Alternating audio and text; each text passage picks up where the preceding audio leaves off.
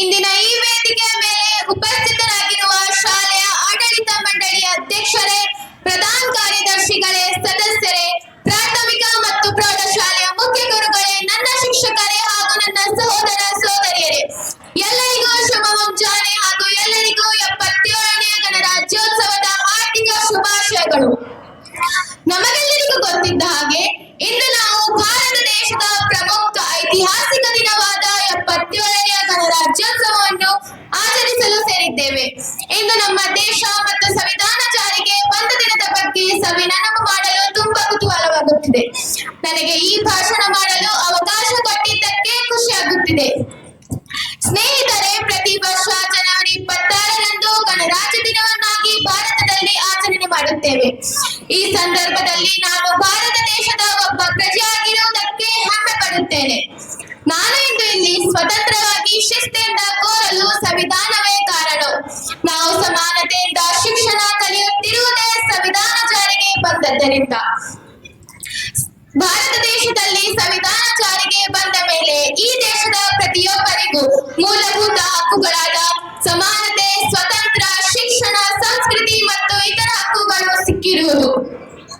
ಸಂವಿಧಾನದಲ್ಲಿ ಮೂಲಭೂತ ಹಕ್ಕುಗಳಂತೆ ನಾವು ಈ ದೇಶದ ಪ್ರಜೆಗಳಾದ ಮೇಲೆ ನಿರ್ವಹಿಸಬೇಕಾದ ಮೂಲಭೂತ ಕರ್ತವ್ಯಗಳು ಸಹ ಇವೆ. ದೇಶದ ಸಂಪನ್ಮೂಲಗಳನ್ನು ಕಾಪಾಡುವುದು, ಸರ್ಕಾರದ ನಿಯಮಗಳು, ಸಂವಿಧಾನದ ಆದರ್ಶಗಳು ಪಾಲಿಸುವುದು ಮುಂತಾದವು. ನಾವೆಲ್ಲರೂ ಸಮಾನತೆಯಿಂದ ಶಿಕ್ಷಣ ಕಲಿಯುತ್ತಿರುವುದೇ ಸಂವಿಧಾನದ ಕಾರಣ.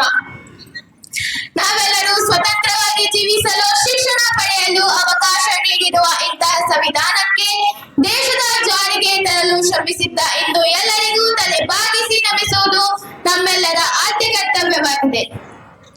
ಭಾರತಕ್ಕೆ ಉತ್ತಮ ಮತ್ತು ಬಲಿಷ್ಠ ರಾಷ್ಟ್ರ ನಿರ್ಮಾಣಕ್ಕೆ ಅಗತ್ಯ ಸಂವಿಧಾನದ ರಚನೆಗೆ ರಚನಾ ಸಮಿತಿಯನ್ನು ನೇಮಿಸಲಾಯಿತು.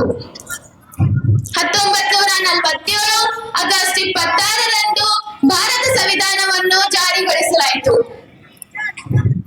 ಪ್ರಜಾಪ್ರಭುತ್ವ ಸರ್ಕಾರಿ ವ್ಯವಸ್ಥೆಯೊಂದಿಗೆ ಜನವರಿ 26, 1950ರಂದು ಭಾರತ ಸಂವಿಧಾನವನ್ನು ಅಂಗೀಕರಿಸಲಾಯಿತು. ಈ ಸಂವಿಧಾನವು ರಷ್ಯಾ, ಬ್ರಿಟನ್, ಅಮೆರಿಕ ಇತರ ಹಲವು ಸಂವಿಧಾನಗಳ ಅಂಚೆಗಳ ಮೂಲಕ ಜಾರಿಗೊಳಿಸಲಾಗಿದೆ. ಪ್ರತಿ ವರ್ಷ ಮುಖ್ಯ ಅತಿಥಿಯಾಗಿ ಬೇರೆ ಬೇರೆ ದೇಶದ ಅಧ್ಯಕ್ಷರು ಅಥವಾ ಪ್ರಧಾನ ಮಂತ್ರಿಗಳು ಆಗಮಿಸುತ್ತಾರೆ. ಅದೇ ರೀತಿ ಈ ವರ್ಷವೂ ಯುರೋಪಿಯನ್ ಕೌನ್ಸಿಲ್ ಅಧ್ಯಕ್ಷರಾದ ಆಂಟೋನಿಯೋ ಕೋಸ್ಟಾ ಮತ್ತು ಯುರೋಪಿಯನ್ ಕಮಿಷನ್ ಅಧ್ಯಕ್ಷರಾದ ಉರ್ಸುಲಾ ಅವರು ಮುಖ್ಯ ಅತಿಥಿಯಾಗಿ ಭಾಗವಹಿಸುತ್ತಿದ್ದಾರೆ. ಕೊನೆಯದಾಗಿ ಒಂದು ಮಾತು ಹೇಳಲು ಇಷ್ಟಪಡುತ್ತೇನೆ. ನಮ್ಮ ದೇಶ ಬದಲಾಗಬೇಕೆಂದರೆ ಈ ದೇಶದ ನಾಗರಿಕರಾದ ಮೊದಲು ನಾವು ಬದಲಾಗಬೇಕು. ನಮ್ಮ ದೇಶವನ್ನು ನಂಬರ್ 1 ದೇಶವನ್ನಾಗಿ ಬದಲಾಯಿಸೋಣ ಎಂಬ ಆಶಾ ಮನೋಭಾವನೆಯಿಂದ ನನ್ನ ಈ ಚಿಕ್ಕ ಭಾಷಣವನ್ನು ಒಂದು ಹಿತನುಡಿಯಿಂದ ಮುಗಿಸುತ್ತೇನೆ. ಅನೇಕತೆಯಲ್ಲಿ ಏಕತೆಯನ್ನು ಸಾರುವ ಗ್ರಂಥವೇ ಸಂವಿಧಾನ. ಅನೇಕತೆಯಲ್ಲಿ ಏಕತೆಯನ್ನು ಸಾರುವ ಗ್ರಂಥವೇ ಸಂವಿಧಾನ. ಹಲವು ರಾಜರುಗಳ ಭಾರತಕ್ಕೆ ಗಣರಾಜ್ಯ ಸೂತ್ರ ಕೊಟ್ಟ ಶಾಸ್ತ್ರವೇ ಸಂವಿಧಾನ. ಇಂತಹ ಸಂವಿಧಾನಕ್ಕೆ ಕೋಟಿ ಕೋಟಿ ನಮನ. ಜೈ ಹಿಂದ್, ಜೈ ಕರ್ನಾಟಕ.